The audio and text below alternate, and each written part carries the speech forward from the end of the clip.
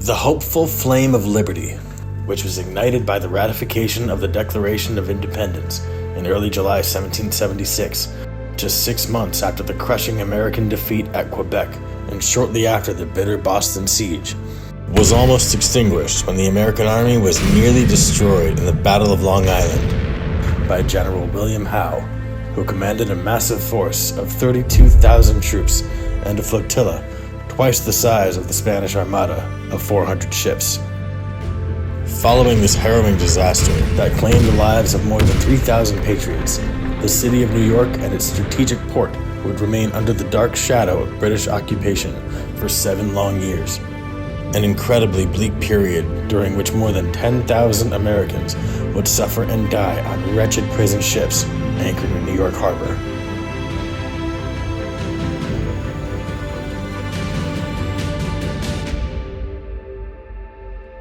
After several major defeats, it became clear that considerable assistance from France would be necessary to defeat England. A month after Nathan Hale was distressingly hung in occupied New York City, Benjamin Franklin was dispatched by the Continental Congress to Paris in late 1776 to lead a desperate diplomatic effort aimed at forging a formal military alliance with the French crown. Franklin's urgent plea was rejected as France understandably did not wish further confrontation with the British Empire in North America following the catastrophe of the 7 Years' War. With the American rebellion on the verge of collapse, the United States needed a miracle, a convincing victory, to prove that the American army was worthy of direct military support.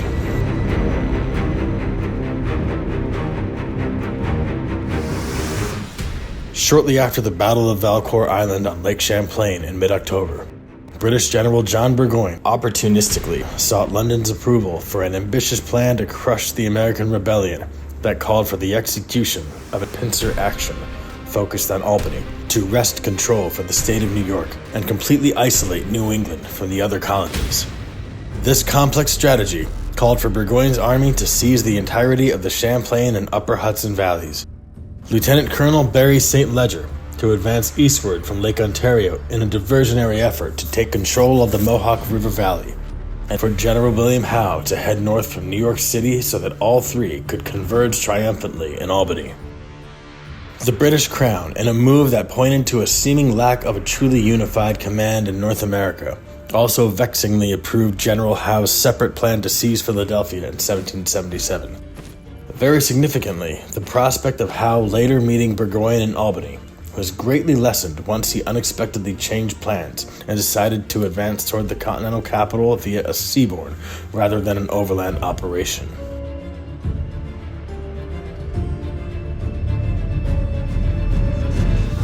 In early July 1777, the imperiled flame of liberty grimly grew even dimmer when the American cause suffered yet another disastrous defeat, when Burgoyne quickly captured the strategically important Fort Ticonderoga in his first triumph after confidently departing Quebec with a force of more than 9,000 strong. This blow was especially satisfying, given that the fort's cannons had been astonishingly hauled to Massachusetts in the early winter of 1776 by an expedition under the command of Colonel Henry Knox as a noble train of artillery that was decisively used by General George Washington to end the protracted Boston siege. With Ticonderoga's control, the British were finally positioned to seize the entirety of the Champlain and Hudson River valleys, a major objective necessary for the conquest of the young nation. With the jaws of the British vice tightening its tyrannical grip over New York, a triumphant Burgoyne impatiently declared, "I will help end this rebellion once I reach Albany, as my army will then have cut off New England, the head of this disloyal snake, from the rest of the colonies."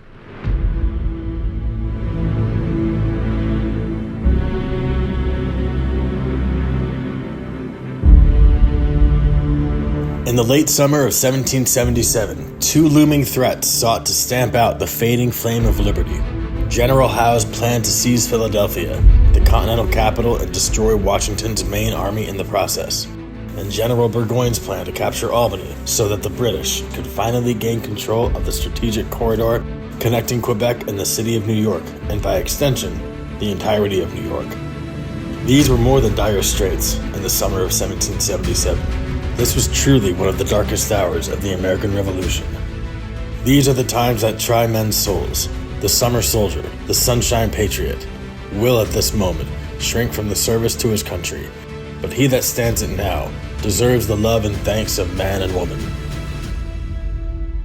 To counter the threats menacingly posed by Burgoyne and Howe, General Washington, as Commander-in-Chief of the overall American military, strategically deployed his army's limited assets by sending General Benedict Arnold, his best field commander, and Colonel Daniel Morgan and his 400 skilled snipers, as well as several regiments from New York's Hudson Highlands to bolster the Army's northern department.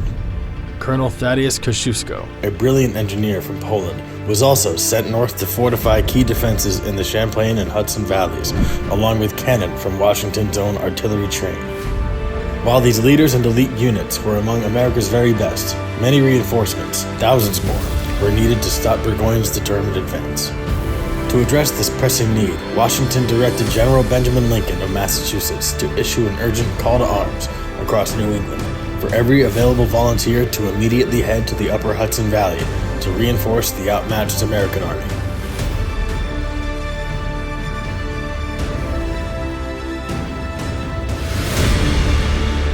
Prior to the First Battle of Saratoga, known as the Battle of Freeman's Farm, the American army was roughly the same size as Burgoyne's force, which had dwindled to 8,500 after suffering several late summer setbacks.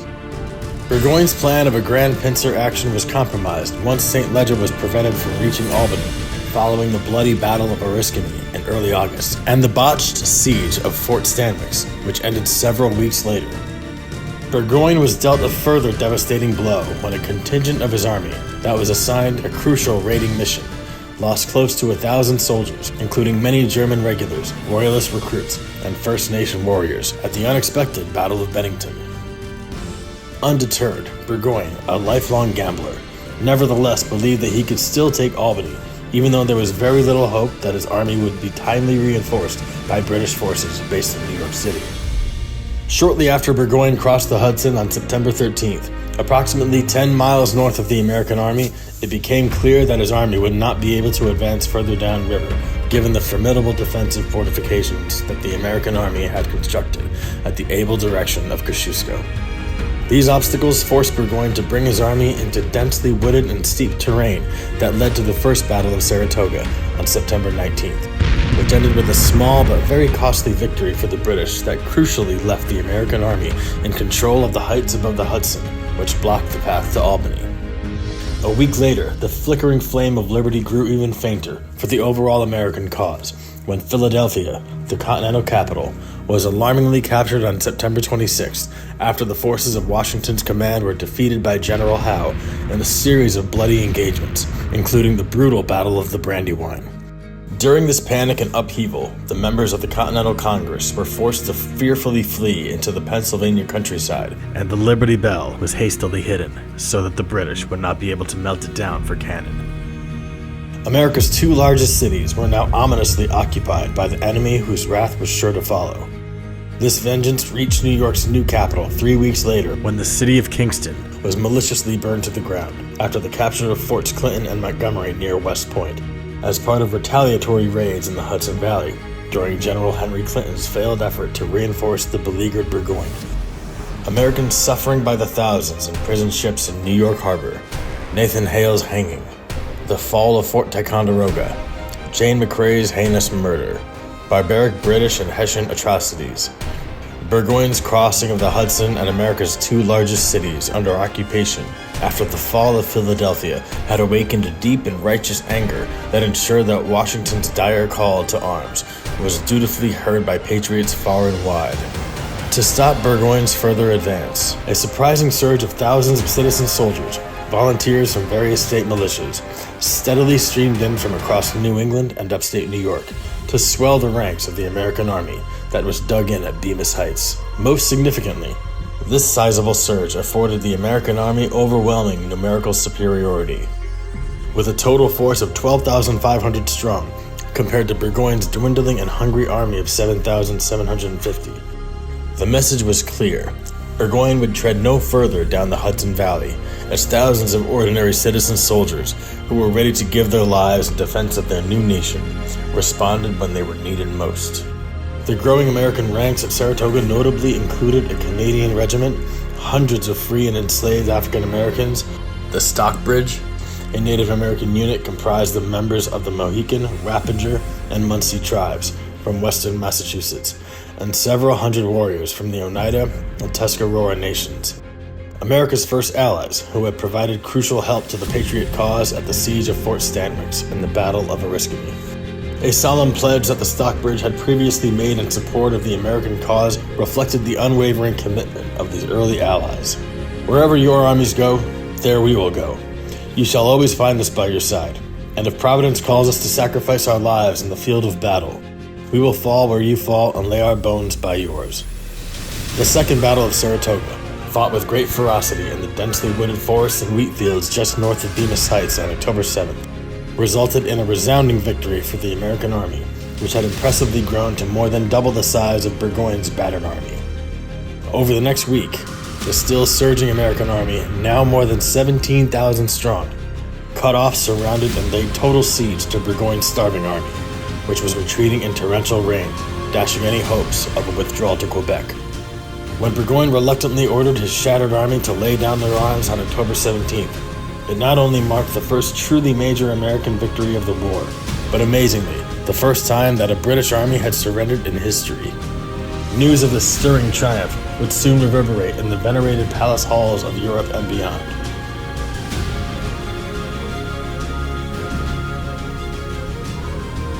"Saratoga! Saratoga!" exclaimed French Foreign Minister Gravier, Comte de Vergennes, upon hearing the complete American victory in early December.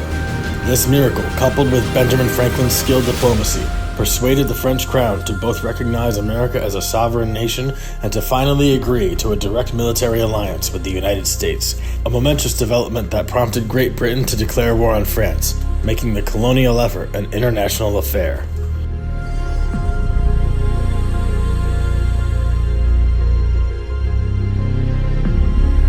To gratefully acknowledge the improbable victory at Saratoga, the Continental Congress, which had publicly declared a firm reliance on the protection of divine providence, unanimously resolved that all 13 states should jointly hold a day of Thanksgiving.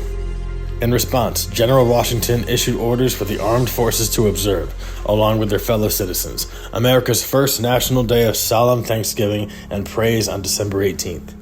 The victory at Saratoga, which occurred just a few months after the Continental Congress had approved an American flag consisting of 13 alternating red and white stripes and 13 white, 5-pointed stars on a blue field, proudly reflected the American Army's motto, "This will defend," as the soldiers that heroically stood firm in the upper Hudson Valley in defense of their new nation had indeed earned the lasting love and thanks and abiding admiration of their fellow citizens, as they had courageously kept the sacred flame of liberty burning during one of the darkest hours of the Revolution. What would have happened if they hadn't come? If thousands of patriots, ordinary citizen soldiers, hadn't gone above and beyond the call of duty to defend their nation in the autumn of 1777?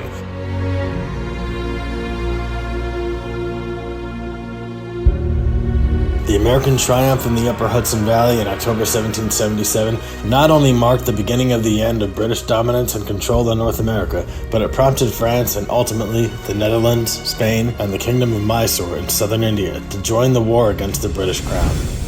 These seismic developments that embroiled Great Britain in battles in Africa, India, the West Indies, the Mediterranean, and on the world's vast oceans played a substantial role in furthering America's successful bid for independence, which was ultimately made possible by the British defeat at Yorktown and the signing of the Treaty of Paris. We must never forget our victory at Yorktown, nor the date October 17th, 1777, as this earlier triumph brought our courageous and loyal French allies into the war. General George Washington. Very notably, more than half of Washington's total force at Yorktown was indeed comprised of essential French ground and naval support that was made possible by the victory at Saratoga, which is widely viewed as one of the most consequential battles in world history, as it proved to be the decisive turning point of the American War for Independence.